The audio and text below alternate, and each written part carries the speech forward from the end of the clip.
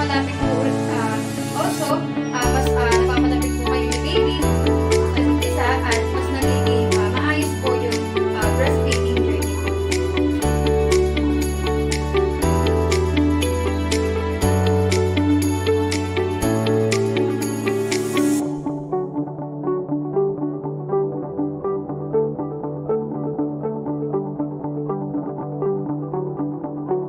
Okay po, so mami, meron po tayong mga ilang halimbawa po ng position po habang nagpapadede.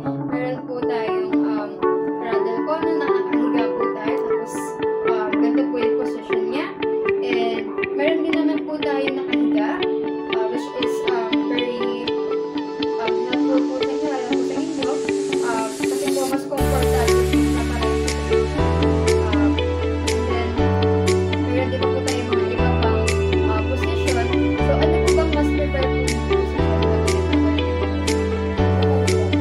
pinakahiga na lang po? Wait po ma, so nakuha na po na.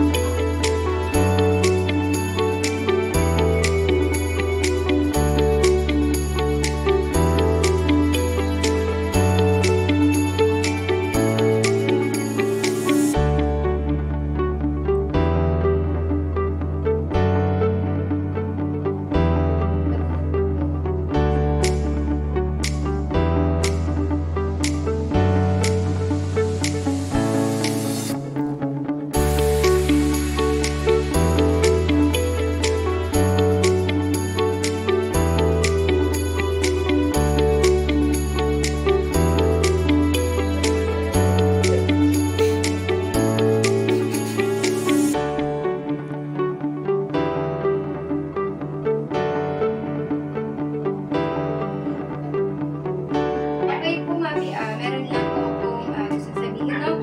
Dapat po i-make-sure po natin na yung head po ni baby ay in a straight line po.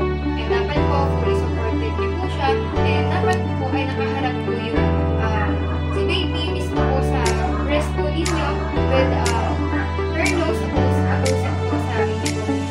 So kapag po si baby po ay medyo mababa po yung orbital position, pwede po tayo mamigay po ng pillow para po na ginawa po natin or holding blanket po para po support po and para po ma-raise po sa belvet po. And so meron po tayong tinatawag po na C-hold. Dito po yung ating pong thumb, dito po ito nilalagay, and then po yung ating other fingers dito po. So C-hold po siya. Ginagamit po siya para po